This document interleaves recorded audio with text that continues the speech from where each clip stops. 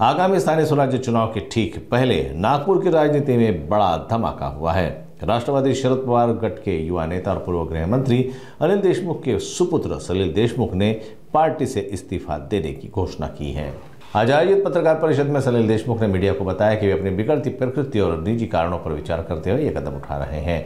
उन्होंने संकेत दिया कि 6 महीने के अंतराल के बाद वे फिर से लोक सेवा में सक्रिय भूमिका निभाएंगे और समाज और युवा के लिए काम करेंगे। सलिल देशमुख ने कहा कि मैंने यह निर्णय अपने मानसिक और व्यक्तिगत स्वास्थ्य को देखते हुए लिया है। कुछ समय वे खुद को देना चाहते हैं और फिर 6 महीने के बाद समाज और युवा वर्ग के लिए वे मजबूती से काम करना चाहेंगे। लेकिन बड़ा सवाल यह है कि चुनाव के ठीक पहले ये अचानक लिया गया निर्णय क्या छिपा है इसके पीछे? क्या 6 महीने बाद कुछ बड़ा सामने आने वाला है? इस पर हमारे संवाददाता रिंकू पांतावने ने जब सलिल देशमुख से सीधे सवाल पूछा तो सुनिए उन्होंने क्या जवाब दिया। शरद पवार गटाचे युवा नेते झुंजारू नेते सलिल देशमुख यांनी आता पत्रकार परिषद घेतलेली आहे आणि त्यामुळे त्यांनी सांगितलं की ते आता राजीनामा देत आहेत। राजीनामा देण्यामागचं नेमकं कारण काय त्यांनी स्पष्ट केलेलं आहे। दादा, आपण वारंवार म्हणताय की आपली प्रकृती ही व्यवस्थित नसल्यामुळे तुम्ही 6 महिने हा अल्पविराम तुम्ही घेणार आहात तब्येती सुधारण्यासाठी। त्याच्यानंतर तुम्ही म्हणतात वारंवार की लोकसेवामध्ये तुम्ही स्वतःचं जीवन समर्पित करणार आहे। का बरं हा निर्णय तुम्ही घेतला? नाही, मी आपल्याला सांगितलं की डॉक्टरांनी सांगितलं होतं काही महिने आपल्याला आराम करावा लागणार आहे। काही महिने मी त्या ठिकाणी आराम करून राहिलो। याच्या पलीकडे जाऊन काही महिने आराम झाल्याच्या नंतर तब्येत ठणठणीत झाल्याच्या नंतर निश्चित रूपाने या जिल्ह्याच्या या काटोल नरखेड विधानसभेच्या या विदर्भाच्या युवकांच्या त्या ठिकाणी सेवेत या भागाचा विकास काम आणण्यासाठी मी सलिल देशमुख अग्रेसर राहील। नक्कीच तुम्ही आता सांगितलेलं आहे की तुमची प्रकृती बरी नसल्यामुळे तुम्हाला आता नागपुरामध्ये आता अजित दादा सुद्धा भेटायला आले होते, तर हे एक संकेत आहेत का की कुठल्या पक्षामध्ये तुम्ही जात आहात?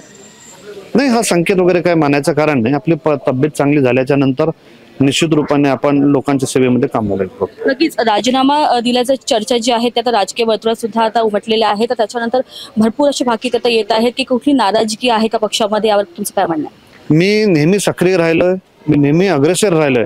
मी सक्रियतेचा राजीनामा त्या ठिकाणी दिलाय। सक्रिय होण्याचा त्या ठिकाणी राजीनामा दिला। सक्रिय नसेल तर त्या ठिकाणी मलाच कुठेतरी चांगलं वाटत नाही, म्हणून मी 2 पावलं मागे घेऊन राहिलो। तुम्ही आता म्हटलंय प्रेस कॉन्फरन्स मध्ये की आता तुम्ही कुठल्या पदावर कार्यरत नव्हते, तुम्ही जे होते ते तुम्ही सक्रिय सदस्य म्हणून काम केलेलं आहे आणि 6 महिने तुम्ही अल्पविराम घेऊन पुन्हा तुम्ही येणार आहात, तर राजकारणात तुम्ही पुन्हा प्रवेश करणार आहात की त्याच्याशी जुळून राहून तुम्ही लोकसेवा करणार आहात?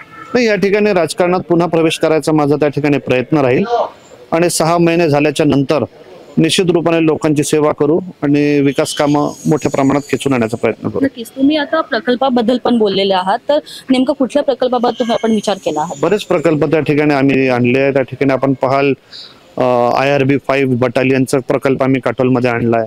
अनेक प्रकल्प त्या ठिकाणी आपल्याकडे नरखेड काटोल सिंचनाचे प्रकल्प, बस स्टँडचे प्रकल्प, अनेक प्रकल्प मी त्या ठिकाणी नरखेड काटोलच्या भागात आणले आणि जिथं जिथं माझी गरज पडली तिथं या फॉरेस्ट डिपार्टमेंट असेल, इकडं सगळ्या डिपार्टमेंटमध्ये आपल्या विदर्भाचा विकास कसा होऊ शकेल, आपल्या नागपूर जिल्ह्याचा कसा विकास होऊ शकेल याच्यासाठी त्या ठिकाणी मी प्रयत्नशील राहिलो।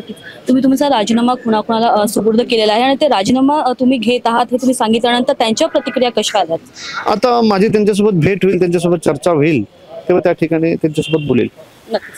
तर हे होते आपल्यासोबत सलिल देशमुख। त्यांनी सांगितलेलं आहे की कशा प्रकारे त्यांनी जे आहे ते लोकसेवाचं ते काम करणार आहेत आणि 6 महिन्याचं ते जे आहे अल्पविराम म्हणजे तब्येत सुधारल्यानंतर ते पुन्हा एकदा सक्रिय होतील आणि लोकसेवेच्या मार्गाने ते युवा जे आहेत, युवा वर्ग जो आहे त्यांच्यासाठी ते काम करतील आणि नवीन प्रकल्प ते नागपुरासाठी करतील। आपण बघत आहात नागपूर समय कॅमेरा पर्सन रोशन वानखडेसह रिंकू पांतावणे, नागपूर।